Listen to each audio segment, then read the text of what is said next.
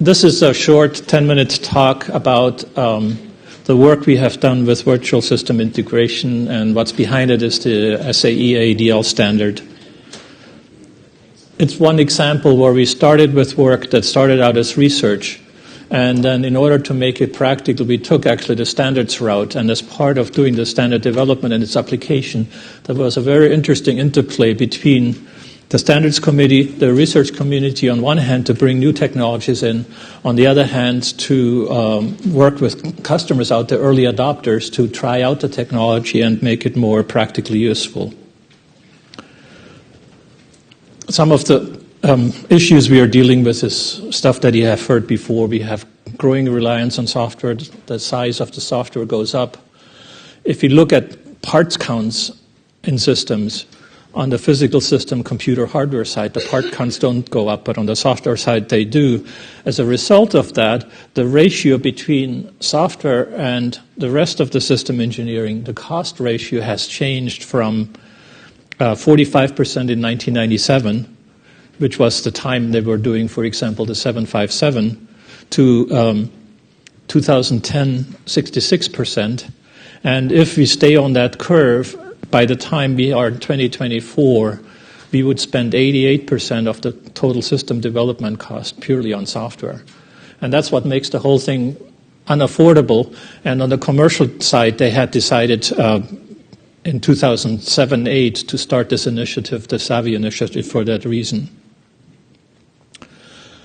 One of the big issues behind it is system-level non-functional issues. You have all these parts. It's not that we don't know how to write the individual functions. That works okay. But it's the interaction between and the assumptions we're making about shared resources and those kinds of things. We heard earlier the question about denial of service. What we have is we make assumptions about availability of resources, and those assumptions aren't enforced at runtime, are some of those kind of issues. And so that presents a number of safety and security assurance challenges, as well as performance and mission functionality-related challenges. We have AADL as a modeling language for embedded software system architectures. It was specifically designed to deal with embedded software in the sense of you have software, not just the design part of the software in terms of packages, but the operational software in terms of a task and communication architecture, mapped onto a hardware platform and interacting with the physical system, because it's the interaction between all of those elements that causes problems, where we make assumptions about the other side, and those things fall through the cracks. The other thing that has been done when we did the standard is not just introduce a generic notion of component for modeling architectures, but introduce specific concepts with very well-defined semantics behind them, so the models become analyzable. Modeling is not just documenting pictures. I mean, today we still have PowerPoint as one of the most popular architecture modeling tools, but PowerPoint just gives you slides to show on the screen. When you have a model, we can now use that to drive analysis, like you have heard, security and all these other things. One of the things that you have when you have an architecture model and it has semantics behind it and annotated with information about certain kind of interests like security and safety and so on, you now have that as your single source of truth. We, from the architecture model, generate your analytical model like a fault tree, and then on a fault tree you then can do your cut set analysis or a probability analysis. You can generate timing models, so you can then run analyses like the ones that were talked about by Sagar before. To illustrate some of that here is now to say, what happens if we need to make a change on the security side, change the encryption from 128 to 256 or 256 to 512. As a side effect of that, we now have a higher CPU demand, so that it affects your resource consumption. As a result of that, it affects the timing of different tasks. Some tasks may now complete later or may not complete at all. As a result of that, we now may get into some issues regarding temporal correctness in your model. That is, your commands, do they arrive in time or not? Or when you do your handshaking protocol for a weapons release, you may actually get in a deadlock purely because of timing type of issues. And as a result of that, we may introduce a new type of hazard that we didn't have before.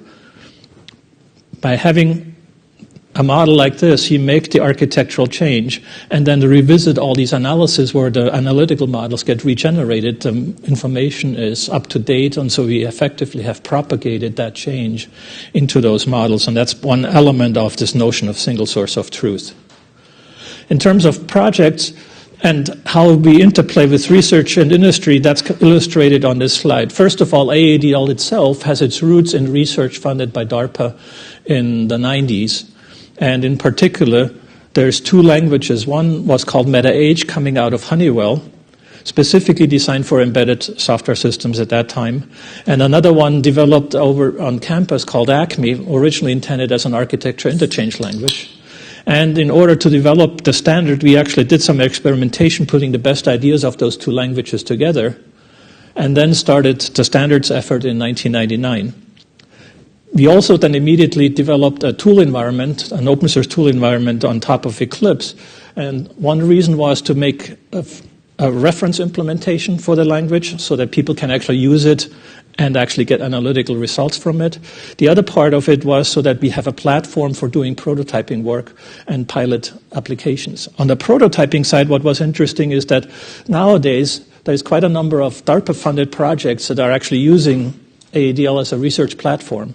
One reason is because we have semantics in there and they can apply all their interesting analytical techniques. The other reason is that companies have started using AADL in-house for some of their systems, so it allows researchers to get their research results much more quickly into the hands of real practitioners. We ourselves have done a number of pilot projects. One is shown here. We looked at an upgrade for a health monitoring system on the CH-47F. The contractor was supposed to do the project in 2 years, and when the government asked, when do you know whether your software works, they said, well, 3 months before delivery. Guess what happens 3 months before delivery? That's the first time they run the software. Well, meanwhile, we have been, Bruce Lewis from Amerdek is actually the godfather of AADL, so to speak. He's the guy that had dealt with Honeywell early on and nowadays is the chair of the standard. We have convinced them. We did the whole thing right after PDR.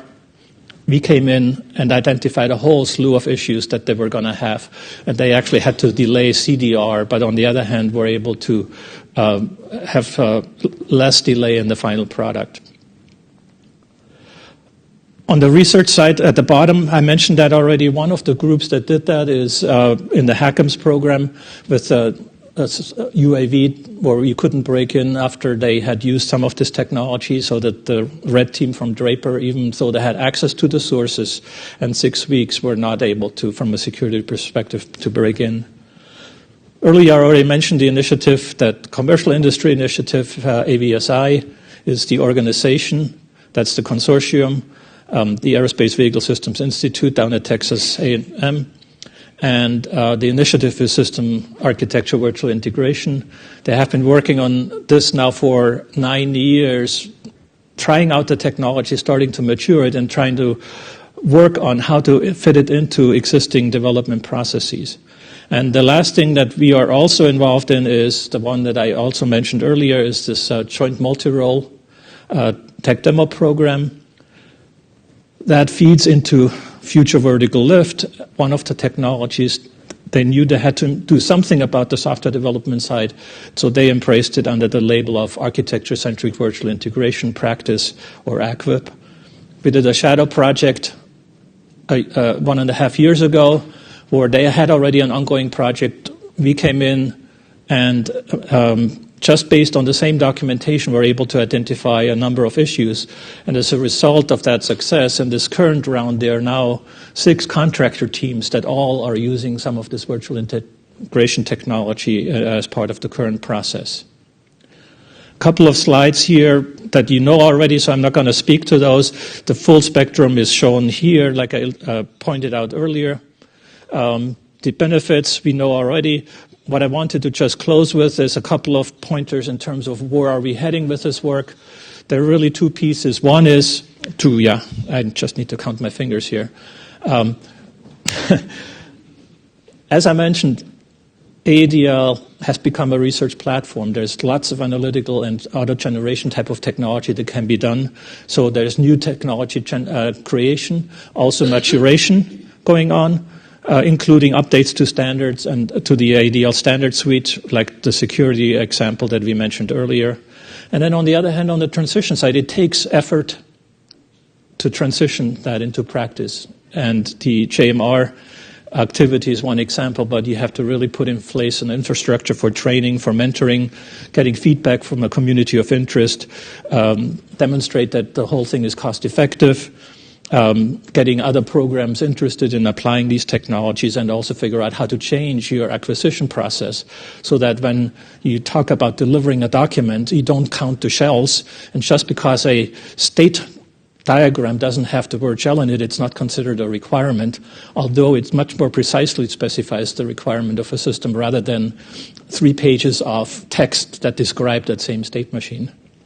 And what it has become, it's not just an effort by the SCI or by the SAE AADL committee, it is a community investment that needs to happen, and it actually happens at the international level. That we have activities from contributions from Europe, from Japan, from Russia. Everybody is contributing to this area. It really has become an international community effort. For getting it into the U.S. hands, practices, that's where we need to focus on making sure that we also all play together and make that happen. Okay, and with that, that's kind of a little bit of a history of virtual system integration.